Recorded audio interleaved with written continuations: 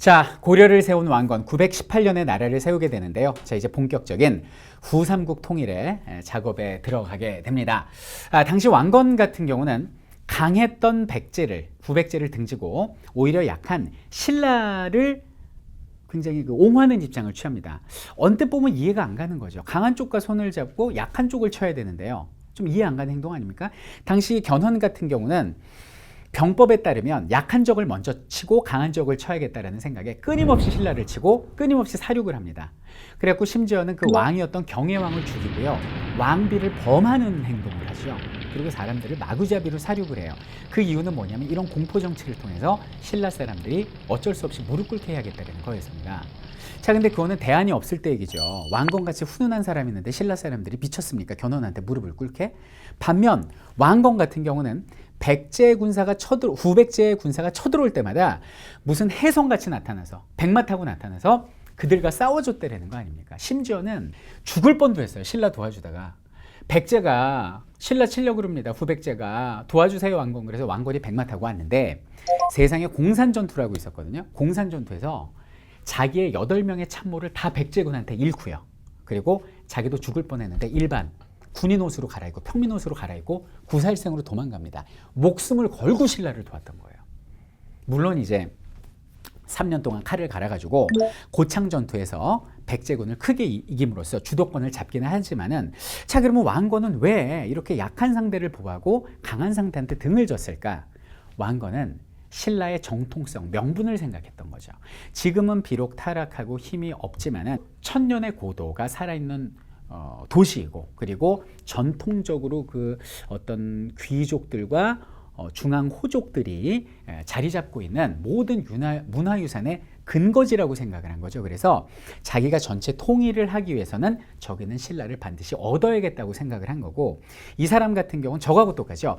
막 바람을 불어서 옷을 벗기는 게 아니라 오히려 따뜻한 햇빛을 비춰서 저절로 옷을 벗게 만드는 햇빛 정책을 펼쳤던 거예요. 그래서 견훤의 폭풍이냐 스톰이냐 아니면 여기는 왕건의 선샤인 따스한 햇살이냐, 이 싸움이었는데요. 결국 결론은 뭐가 이깁니까?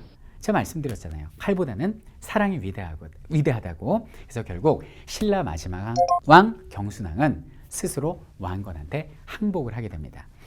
근데 참 재밌는 게요, 이 칼을 휘두르는 자는 칼로 망하게 됩니다. 제가 조금 전에 이제 신라의 왕이 경순왕이라는 사람인데 왕건한테 항복한다고 그랬죠. 근데 그때 항복하기 직전에 누가 항복하는 줄 아세요? 후백제의 견훤이 왕건한테 항복을 합니다. 자, 이게 무슨 얘기인지 한번 볼게요. 그때가 이제 935년이었는데 견훤이 이제 늙고 할아버지가 됐어요. 힘이 없어요. 자식이 넷이 있는데 그 중에 첫째 아들이 신검이고 이제 나머지 둘째, 셋째, 넷째가 있습니다. 근데 신검이 자기 닮아서 너무 포악하니까 다음 왕 자리를 막내한테 준 거예요. 그러니까 신검이 화가 나가지고 자기 동생 막내를 죽이고 자기 아버지 견훤을 금산사라는 절에다 유폐, 가둬버립니다. 아들한테 배신을 당한 거죠. 그리고 후백제를 신검이 차지한 거예요. 그러니까 견훤이 완전히 그냥 맛이 가가지고 거기서 탈출을 해서 왕건을 찾아갑니다. 왕건은 어떤 생각이었겠어요? 전쟁터에서 수없는 전투를 치렀고 심지어는 자기가 죽을 뻔했던 적이었습니다. 보통 사람 같았으면은 뭐 가서 죽이던가 아니면 다리 꼬고 앉아가지고 무릎 꿇어라 이럴 거 아닙니까? 그렇지 않아요. 거의 맨발로 뛰다시피 마중을 나가서 기다립니다. 나이가 한참 많거든요, 견훤이. 보니까 전장터의 영웅은 어디 가고 호호백발 할아버지 혼자 서 있는 거예요. 어쨌든 그렇게 너무너무 잘해준 거예요. 그런 모습을 보고 신라의 마지막 왕 경순왕이, 이 경순왕은 사실 견훤이 안친왕이거든요. 그 경혜왕 죽이고 안친 허수아비 왕이었지만 견훤을 배신하고, 아우 나 저 사람 포악해, 나 왕건한테 갈 거야, 나도 딸하고 결혼해도 돼요, 그러면서 항복을 하게 됩니다. 근데 이제 경순왕, 신라 마지막 왕 경순왕의 아들은 좀 자존심이 상했던 모양이에요. 그래서 뭐 절개, 의리 이런 게 전무했던 신라에서 마지막 그 왕자가, 아버지 조상복이 창피하지 않습니까? 항복이라니요. 그러면서 금강산에 들어가서 마 옷을 입고 평생 살다 죽었다 그래서 마이태자라고 부르죠. 어쨌든 여기는 왕건의 고려는 신라 지역까지를 차지하게 되는데요. 아니나 달라요. 왕건은 귀순한 항복한 경순왕한테도 큰 상을 내립니다. 그 사람한테 최고의 상은 뭐였을까요? 그렇죠. 여기는 신라 지역을 그대로 다스리게 했어요. 나는 경주를 모르니 당신이 다스리세요. 내가 상 많이, 아이고 딸 있죠? 저한테 시집 보내세요. 그러면서 장인어른으로 보십니다. 완전히 패밀리로 끌어안는 엄청난 포용력을 보인 거죠.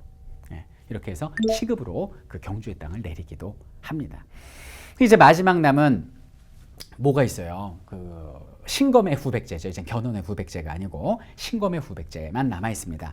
그래가지고 근데 지도를 보니까 이 재밌는 것이 고려의 지금 세력이 북쪽, 동쪽, 신라 쪽까지 있는데 남쪽 나주 지역까지, 나주 금성 지역까지 퍼져 있죠. 저건 어떻게 된 거냐면 왕건이 옛날에 궁의 부하 시절에 수군을 이끌고 와서 차지한 거예요, 옛날에. 그래서 위아래로 지금 그 압박하는 형세가 됩니다. 그래서 저기는 나주에서 그 또 부인을 만나잖아요. 둘째 부인. 그게 누굽니까? 나주 부인 아니에요.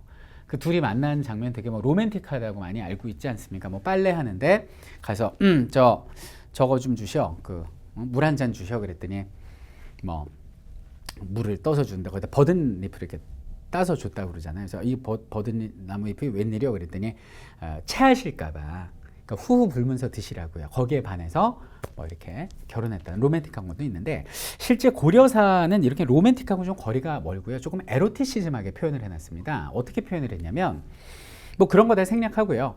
만나서 나주부인 빨래터에서 빨래하는 걸 보고 마음에 들어서 잠을 잤는데 그 관계를 맺는 도중에 좀 신묘함을 느껴서 그 여자한테 사정을 하지 않고 체외 사정을 했다는 거 아닙니까? 그러니까 나주 부인이 그 이불 이렇게 주름이 있을 거 아니에요. 그쪽에 사정된 정액을 자기 몸에 막 집어넣었대요. 그래서 낳은 자식이 이제 고려 이대왕 혜종이다 이런 말이 나옵니다. 고려사에.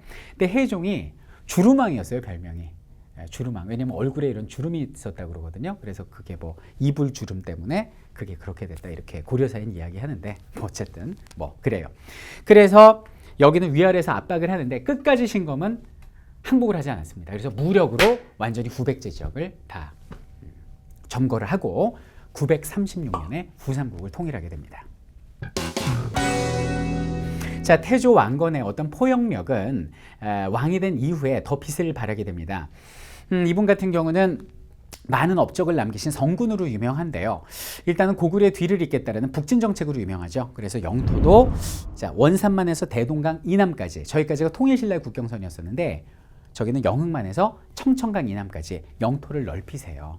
그리고 거란족에서 보낸 낙타 40마리를 우리 옛 고구려의 땅을 차지하고 있는 거란족과는 친해질 수 없어 그러면서 만부교라는 개경박 다리에다가 꽁꽁 묶어가지고 물 한 모금 안 주고 죽인 뭐 이런 일을 통해서 물론 동물학대에서 좀 유감이긴 하지만 어쨌든 우리 고구려의 기상을 되찾으려 하였다 이런 점도 볼 수 있고 또 하나는 뭐냐면 취민 유도다. 백성을 취함에 있어서 도를 가지고 취한다.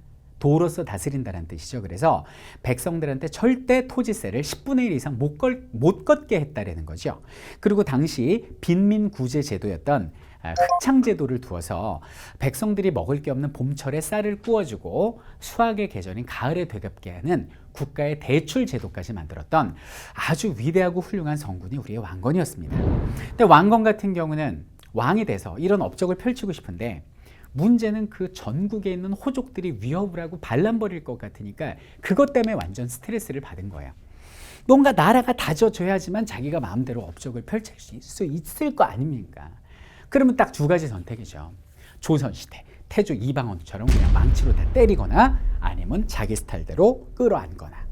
그렇죠. 이 사람은 끌어안았습니다. 그래서 왕건의 대표적인 정책이 호족 통합 정책인데요. 뭐가 있습니까? 역할에 따라 분담해서 내리는 토지라고 해서 역분전이란 토지를 하사를 합니다.